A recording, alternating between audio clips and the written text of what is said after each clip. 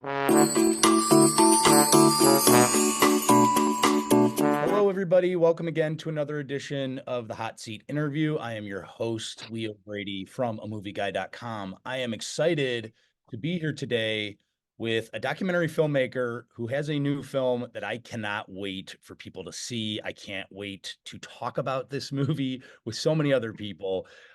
He has made a few documentary films now, and he has honestly been kind of a staple in documentary films for quite a while. This is director Jonathan Ignatius Green. Thanks for being with me.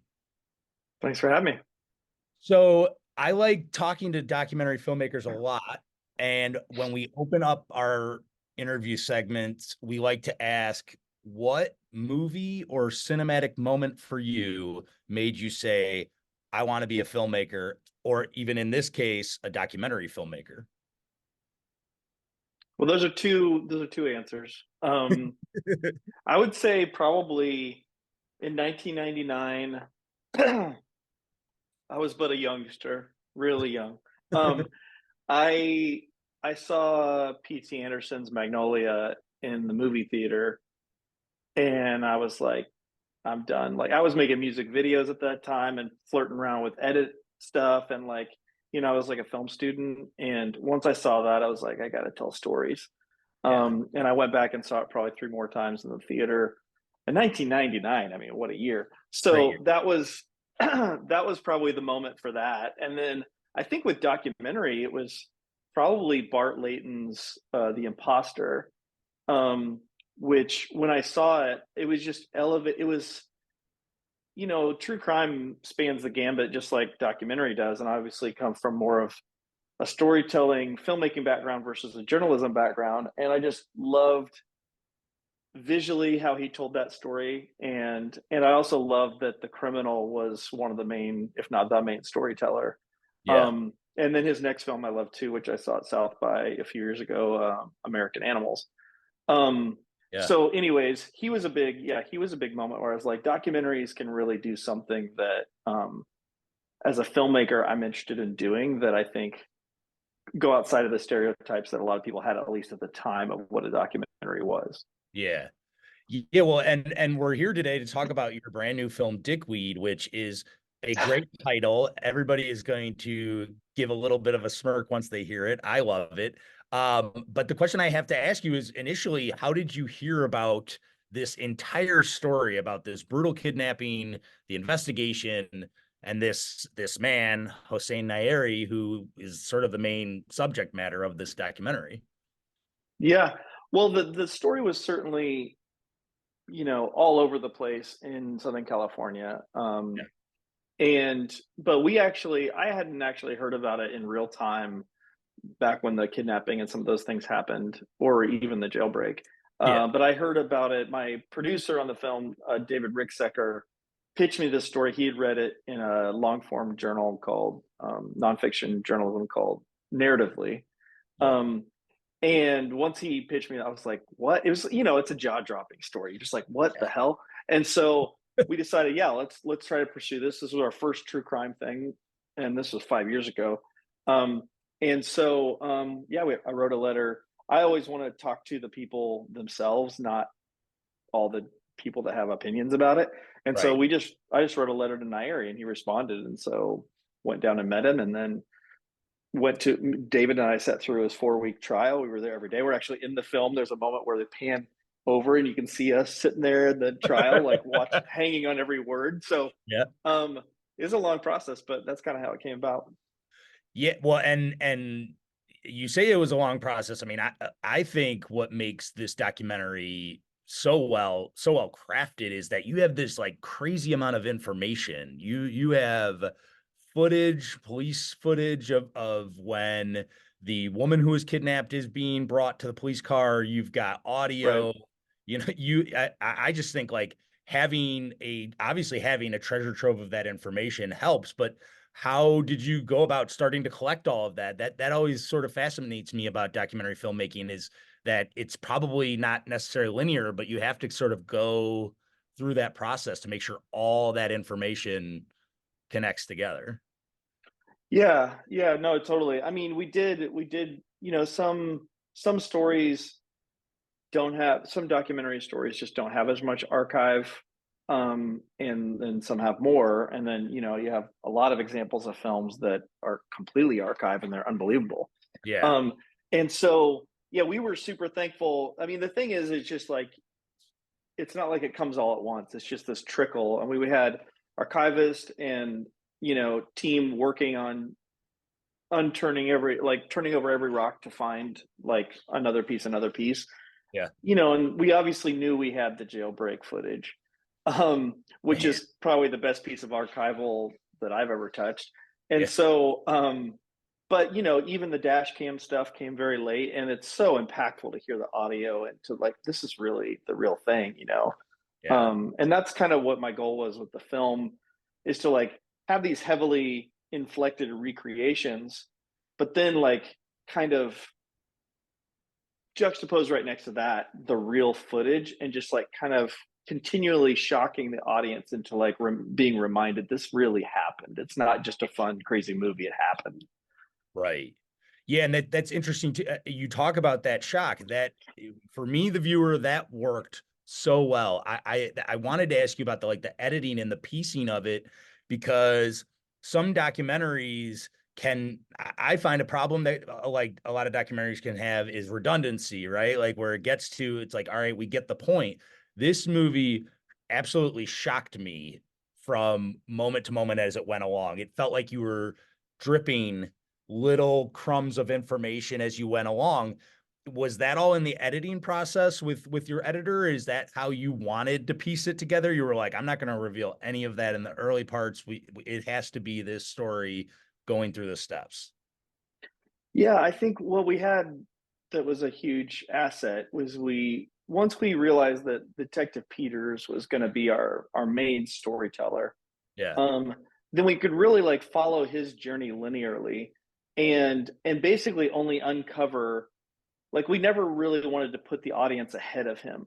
We wanted Yeah. the audience to be with him, and so as he was getting that trickle of information and finding those turns and getting the DNA thing, and then this came back, and then this came back, and really like let the audience be taken on his real journey. Then that kind of gave us that architecture, because that's what he lived for over a year, trying to find this guy. And then what we always knew too. I mean, I've always like, shit, how much of the film should I tell or not to people to know, because spoilers Yeah. or whatever. But we Right. always knew that we had a big reversal at the end that was going to deliver, and so we could kind of like start off really crazy and then let it settle down and just be procedural and film noir and detective, hard-boiled detective story for a while, and it just keeps delivering. And then we knew we had like one big reversal in our back pocket that was going to hit. Yeah, yeah, yeah, yeah. Well, it landed really well. So about midway through, I found myself pretty shaken up by Hossein Nayeri just as a person. About he seemed very cold and calculated, but you do a really good job of sort of letting the story tell itself. We see moments of him being a remorseful person, crying on the stand, on the witness stand. Tell me, I mean, did you worry about telling his story in a way? I know that like sometimes people can get obsessed with like true crime stories, maybe even in an unhealthy way that some would say. Did you worry Sure. about telling this story of him? I mean, without again, you have to be sort of neutral, right? You can't be saying this is a bad person. You have to just tell the story and let the audience pick it up. Well, you don't have to. There's definitely a lot of filmmakers that are fine starting with, this is a bad person. I Yeah, wasn't interested in doing that, because I think human beings are very complicated, and I think even a quote unquote normal person is capable of really dark things. And I was more interested in having the audience have to grapple with being both maybe alarmed by his personality and some of his demeanor, but then also at times charmed by it, yeah, and then even feel empathy for him. Um, and people are going to have differing comfort levels with feeling that scope of emotions towards someone who's convicted of a heinous crime. yeah, For me, like, I always it's not about giving him the benefit of the doubt in terms of like, well, did he do it, or are you a bad person? I just don't put people in those kind of like binary good or bad columns, and I think what that allows me to do is to like actually engage with them as a person, and then force the audience to hopefully have a good uncomfortable experience with a criminal. Yeah. Well, and what I went back and also watched your first documentary, Social Animals, which is in many ways a totally different documentary from what the, Very different, yeah. but like I always try to see if there's like a thread. I mean, what do you think sort of about in general just observational nature of humans? It's like that seems to sort of be a little bit of the connective tissue of the films you like to make, a way of seeing people in their environments, the way that they act, and as you said, like being a little bit judge free, not putting them in these binary columns. Is that sort of what you like to get to the bottom of?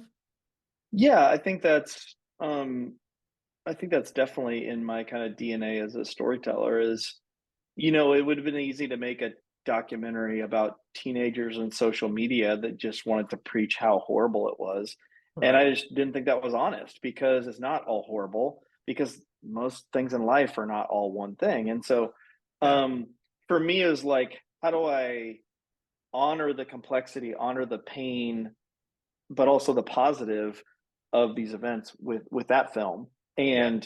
and make people hopefully have to grapple with something they're very familiar with in a new way. That was the goal, and that's the same thing with this. I think was just like, we have these kind of, I would say, Crayola versions of true crime where the bad guy does the bad thing and the good guys are, and I think that's present. I think, people will feel that way about Hussein, but hopefully there's enough of his humanity that comes through that they have to recalibrate a little bit.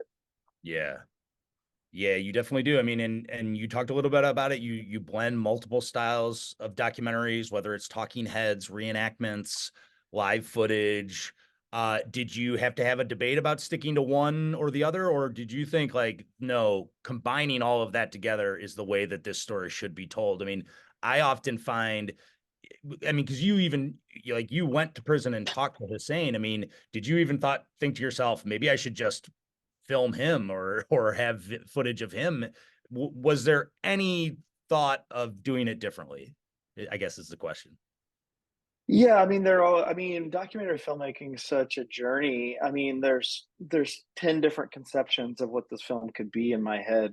And you the journey of making a film like this, there's, constraints, the mother of creativity or whatever, and there's certainly a lot of constraints, and one of them is just um time, and then access, and like, what I knew going in is that I wanted to have a lot of recreations, because I'm not the kind of person who does recreations that doesn't show the actor's face or all that kind of stuff. Like, Right. I wanted it to feel like a genre scripted movie, visually and tonally. Um and I wanted there to be recreations, because I think that's a way that a modern audience connects with the emotion of what has happened. Um, but then, like I said, like, of course, I was stoked to have these other tools in my tool belt, like the archival, that could just continue to reinfuse new energy in different sequences by giving the audience more than one modality of storytelling. Yeah. Yeah, that works. I mean, it works really well in this. I think it's honestly, you make the perfect choice. It helps guide the viewer. And as I said, it's there's shocks and twists at every turn, so it works. So for me, my favorite documentary filmmaker is Werner Herzog. Obviously, I'm sure a lot of people say him. But in your career as a documentary filmmaker, I wonder if most documentary filmmakers are like this. Do you not emulate any other documentary filmmaker? Because you kind of have to say, I'm making, I'm doing my version of storyteller, or do you look for other directors to sort of inspire, creativity? Yeah, no, I mean, I think, at least for me as a maker, I mean, those kind of resonant voices that have inspired you over the years, however consciously or subconsciously, you're going to be likely pulling in influence of them. And Yeah. I mentioned Bart Layton, but also Errol Morris, and also um, Jarecki that did the Jinx. Yeah. He's very interesting because he's made scripted films too. In fact, he made a scripted film about that crime before he made the documentary. Yeah. And so the kind of dialogue between nonfiction filmmaking and fictionalized versions of true stories, I'm super interested in. So I Yeah. think somewhat consciously and probably more so subconsciously, I'm pulling in a lot of those influences, and then just those hard boiled like detective stories, like the movie Seven or things like that. That those are always going to influence me when I'm doing crime. Yeah. Yeah. Okay. So I have to ask you one final question before I let you go. This has been so great. I hope I'm not spoiling anything, but at the end of this movie, you put an ellipses at the end of the story. Uh, I think a lot of people are going to ask you about that. My eyes kind of widened about it.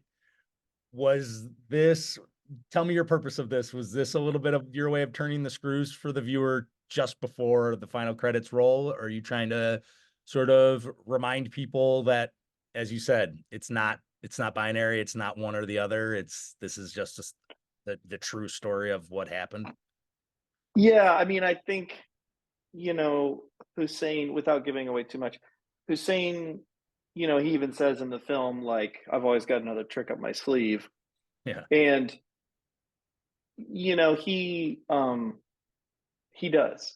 And Yeah. I don't know, he's in the process of appealing the case right now, and I'm not making any predictions about how anything's going to go, but he's definitely just like an intelligent person who you can't totally write off. Is it likely he's going to spend the rest of his life in Kern County Prison in California? Yes, Yeah. but there I put an ellipsis. You never know what this guy's going to give you.